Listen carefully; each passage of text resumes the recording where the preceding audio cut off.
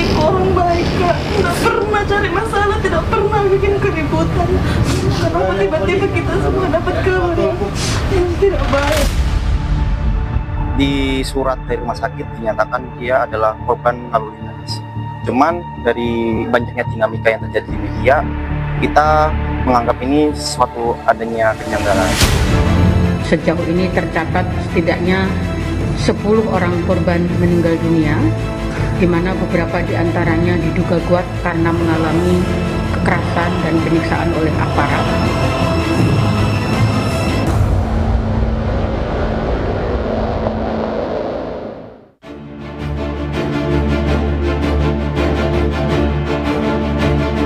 Kematian pengendara ojek daring Afan Kurniawan jadi tamparan keras wajah demokrasi Indonesia.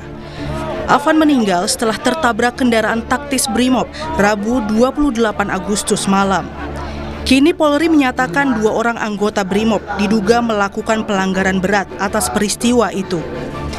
Tak hanya Afan, di Sulawesi Selatan pengendara ojek daring Rusdam Diansyah yang akrab disapa Dandi juga meninggal saat terjadi unjuk rasa di depan Universitas Bosowa, Jalan Urip Sumoharjo, Makassar. Keluarga tak menyangka niat Dandi yang hanya ingin menonton demo justru merenggut nyawa pria berusia 26 tahun itu pada 30 Agustus lalu. Keluarga mengungkap sejumlah orang sempat berteriak intel kepada Dandi hingga akhirnya diamuk massa. Adikku orang baik, Kak. Tidak pernah cari masalah, tidak pernah bikin keributan. Kenapa tiba-tiba kita semua dapat kabar yang tidak baik? Kericuhan demonstrasi di Makassar juga merenggut nyawa Akbar Basri alias Abai. Staf Humas dan Protokoler DPRD Kota Makassar itu jadi korban pembakaran gedung DPRD Kota Makassar Jumat malam. Keluarga berharap polisi mengusut tuntas kasus kematian Abai dan menangkap pelaku kericuhan demonstrasi di Makassar. Dan saya dapat kabar dari saudara-saudara bahwa adik saya itu terjebak di dalam gedung DPRD Kota Makassar. Sejauh ini saya dapat informasi dari teman-teman sejawatnya bahwa almarhum ini sempat menyelamatkan teman-teman sejawatnya dan dia kembali ke lantai 3 untuk menyelamatkan temannya yang berada di dalam gedung tersebut.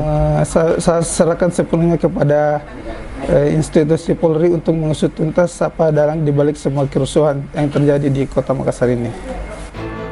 Catatan korban tewas selama demonstrasi ricuh juga terjadi pada pelajar asal Kabupaten Tangerang, Banten, Andika Lutfi. Orang tua pelajar berusia 16 tahun itu tak menyangka anaknya ikut aksi di area gedung DPR Jakarta 28 Agustus lalu. Sehari setelahnya, keluarga baru menerima kabar dari rumah sakit. Anaknya dalam kondisi koma dengan luka di kepala. 3 hari kemudian, Andika meninggal dunia. Dari media sosial itu karena memang mungkin rekan-rekannya, temannya di lingkungan mengetahui, jadi disampaikanlah ke pihak keluarga. Memang keluarga sama sekali tidak mengetahui kalau berangkat ikut. Unjuk rasa di Mapolda Daerah Istimewa Yogyakarta pun memakan korban jiwa. Nyawa mahasiswa Universitas Amikom Yogyakarta, Reza Sendi Pratama, tak tertolong meski sempat dibawa ke Rumah Sakit Sarjito. Sambil menahan tangis, ayah Reza mengungkap sejumlah luka ditemukan di tubuh putranya yang baru berusia 21 tahun itu. Di sini tuh aku tadi kan ikut mandi di sini tuh kayak patah atau gimana ke sini. Terus sini tuh ada pijakan bekas kaki-kaki bedel itu sama sepatu-sepatu. Terus ini ada sehatan. Terus sama kepala sini agak bocor nggak salah. Terus ini itu kayak putih-putih kena gas air mata itu yang sini tuh. Sama kaki sama tangan itu pada lecet, punggungnya lecet. Polisi menyatakan kasus kematian mahasiswa Amikom dalam unjuk rasa tengah diselidiki Polda Yogyakarta. Pak Kapolda DIY sudah melakukan kegiatan tindakan penyelidikan dan juga mendatangi orang tua korban, memberikan perkembangan apa yang langkah-langkah akan dilakukan. Tentu itu nanti akan disampaikan lebih lanjut. Namun demikian, proses itu sudah dilakukan penyelidikan oleh Polda. Seorang mahasiswa di Semarang juga diduga turut menjadi korban saat demonstrasi. Sabtu sore, mahasiswa semester 3 Fakultas Hukum Universitas Negeri Semarang, Iko Julian Junior, pamit pergi ke kampus kepada ibunya. Minggu siang, keluarga mendapat kabar bahwa Iko berada di rumah sakit dan harus menjalani operasi. Dokter bilang Iko mengalami pendarahan hebat. Di ruang tunggu, sang ibu mengaku putranya sempat mengigau, "Ampun Pak, jangan pukuli saya lagi." Namun sayang, nyawa mahasiswa berusia 20 tahun itu tak tertolong. Iko akhirnya menghembuskan napas terakhir pada Minggu sore. Polda Jawa Tengah menyatakan almarhum Iko Julian Junior mengalami kecelakaan lalu lintas bersama temannya Ilham pada Minggu dini hari. Polisi bilang personel Brimob kemudian membawa Iko ke RSUP Dr. Karyadi. Laka lantas, di mana kendaraan Vario yang ditumpangi atau dikendarai oleh saudara Vicky dan Aziz ditabrak dengan kecepatan tinggi oleh kendaraan Supra yang dikendarai oleh saudara Iko dan Ilham. Kejadian 03.5 dan sampai di rumah sakit 03.10, sehingga kurang lebih setelah kecelakaan terjadi, ketika itu juga anggota yang di lapangan langsung membawa korban ke rumah sakit yang bawa Brimob. Keluarga ingin menginvestigasi penyebab kematian almarhum Iko lebih dalam, sebab ada kabar simpang siur di balik kematian mahasiswa UNES tersebut.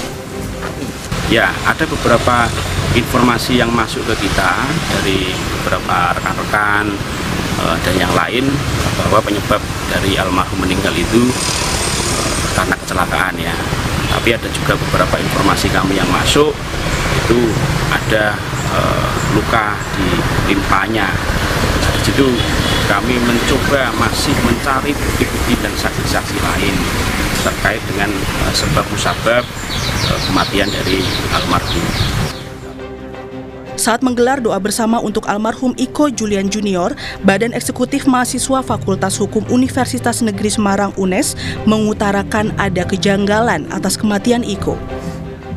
Di surat dari rumah sakit dinyatakan dia adalah korban lalu lintas. Cuman dari banyaknya dinamika yang terjadi di media, kita menganggap ini sesuatu adanya kejanggalan. Untuk yang saya dengar ya Mas, dari keluarga memang pastinya kurang sepakat dengan adanya laka lalu lintas.